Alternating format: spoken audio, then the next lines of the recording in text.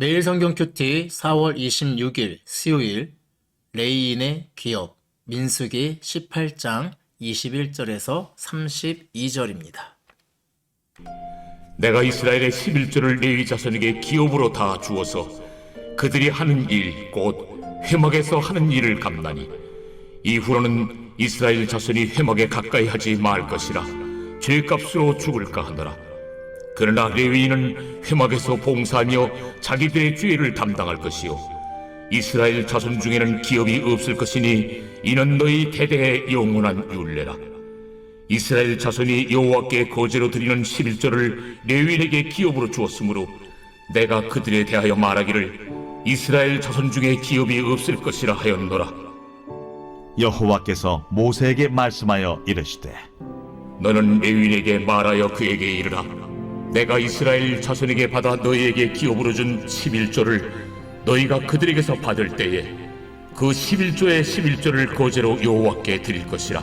내가 너희의 거제물을 타작마당에서 드리는 곡물과 포도즙 틀에서 드리는 즙같이 여기리니 너희는 이스라엘 자손에게서 받는 모든 것의 11조 중에서 여호와께 거제로 드리고 여호와께 드린 그 거제물은 제사장 아론에게로 돌리되 너희가 받은 모든 헌물 중에서 너희는 그 아름다운 것 곧 거룩하게 한 부분을 가져다가 여호와께 거제로 드릴지니라. 이러므로 너는 그들에게 이르라. 너희가 그 중에서 아름다운 것을 가져다가 드리고 남은 것은 너희 레위인에게는 타작마당의 소출과 포도즙 틀의 소출같이 되리니 너희와 너희의 번속이 어디서든지 이것을 먹을 수 있음은 이는 회막에서 일한 너희의 보수임이니라. 너희가 그중 아름다운 것을 받들어 드린즉 이로 말미암아 죄를 담당하지 아니할 것이라. 너희는 이스라엘 자손의 성물을 더럽히지 말라. 그리하여야 죽지 아니하리라. 과거와는 달리 교회가 많이 어려워지고 특히 개척교회를 한다는 것은 굉장히 어려워지는 시대가 되다 보니 이중직에 관한 이야기가 많이 나옵니다. 일하는 목회자가 굉장히 열린 사고를 가진 것처럼 이야기하기도 하고 또 신문기사에 나오는 것을 보기도 했습니다. 근데 그것에 대해서 비난할 마음 없습니다. 왜냐하면 옳은 소리거든요. 하지만 저는 그렇다고 해서 교회에서 사례비를 받는 것이 낡은 사고이고 권위의식에 사로잡힌 것이라는 말에도 동의할 수 없습니다. 목회자가 설교를 위해서 제대로 준비한다면 이중직을 유지하는 것이 쉬운 일은 아닙니다. 저의 경우만 보더라도 제가 능력이 없어서일 수도 있겠지만 주일 예배를 위해서 성경을 제대로 연구하려면 최소 30시간은 필요합니다. 하지만 현실이 그렇지 못해서 못하는 경우도 많습니다. 하물며 일상을 사는 여러분은 더욱더 그렇지 않을까요? 성경 백독을 했다고 하는 집사님을 만난 적이 있습니다. 이야기하시는데 정말 성경을 구절구절 잘 알고 계신 것 같고 아니 그냥 성경을 외우고 계시나? 라는 생각이 들 정도로 잘 아는 건 사실이었습니다. 하지만 성경에 대한 이해는 의외로 부족함을 느꼈습니다. 왜냐하면 읽기는 하셨지만 연구하지는 못했으니까요. 솔직히 이야기하면 성경은 어찌됐든 이스라엘이라고 하는 나라 그리고 그 고대 근동지방을 중심으로 해서 쓰여진 책이고 또 거기에 대한 문화들 또 그 세계관들이 담겨있기 때문에 그것을 연구하는데 따로 시간을 떼어서 연구할 필요가 있습니다. 하지만 일상을 살아가는 여러분들에게 그런 연구를 하시는 시간은 주어지지 않습니다. 특히 오늘날 주 69시간 시대를 살아갈 수도 있는 우리에게는 아마 더더욱 그럴 겁니다. 그렇기 때문에 나를 대신해서 이 소중한 성경을 잘 연구하고 설명해 줄 사람이 필요합니다.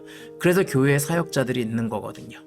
그런 점에서 목회자가 최선을 다한다는 입장에서 사례비를 받는 것은 잘못되었다라고 저는 생각하지 않습니다. 오늘 본문에서 보면 11조에 관한 이야기가 나옵니다. 그리고 그것이 레위인들의 기업이다라고 하나님은 말씀하십니다. 일상을 사는 다른 지파와 달리 레위 지파는 제사에 전념합니다. 레위 지파는 일상이 제사입니다. 문제는 그런 일상이다 보니 생산수단이 없습니다. 그래서 11조가 그들의 기업이라고 하나님은 말씀하십니다. 하나님은 레위 지파에게 정당한 기업을 준다라고 이야기합니다. 그들에게 생산과 제사를 함께하게 하지 않았습니다. 즉 이중직을 허락하지 않았습니다. 왜? 현실적으로 불가능하기 때문입니다. 하나님은 이렇게 함으로 다른 지파는 일상에 충실하고 레위 지파는 제사에 충실할 수 있게 했습니다. 하나님은 레위 지파에게 기업을 허락함으로 동정으로 살아가는 존재가 아님을 알려주었습니다.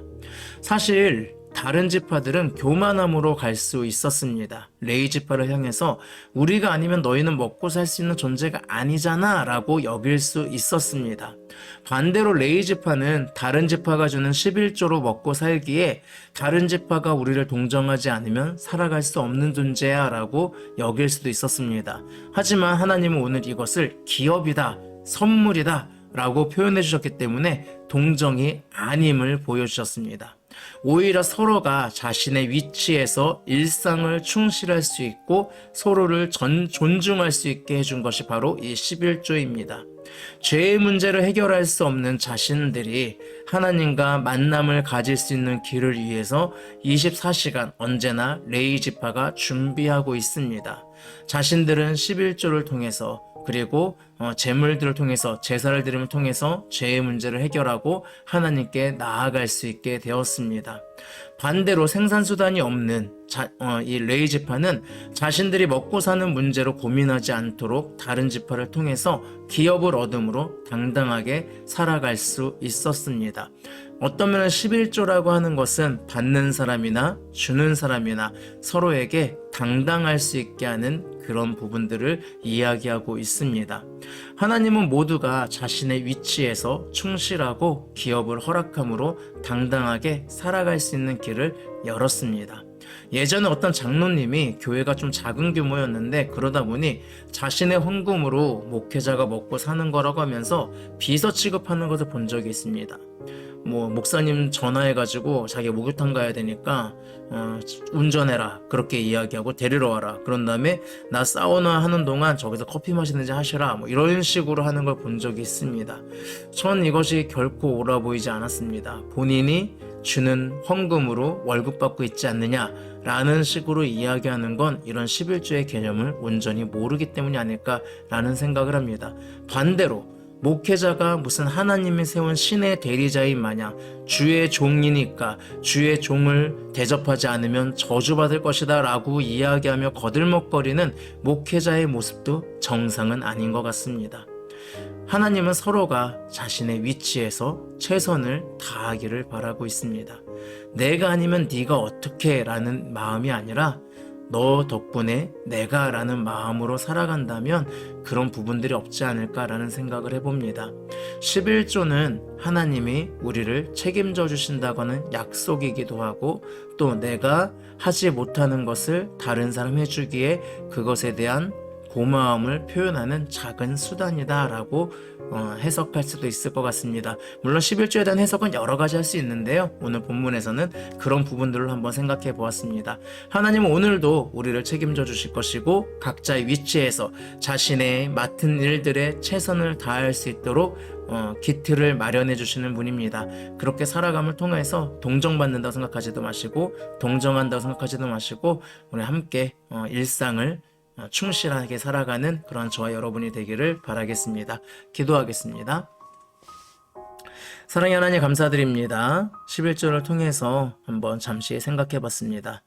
동정에 빠져 있을 수도 있고 우월감에 빠져 있을 수도 있는데 그것을 기업이라고 표현함을 통하여서 서로가 당당할 수 있게 하신 주님, 그 하나님의 마음을 생각하면서 우리 일상 가운데 내가 이 일상을 누리는 것은 나 때문이 아니라 누군가의 희생 덕분이라는 그 마음을 가지고 오늘 하루를 살아가게 하시길 원합니다.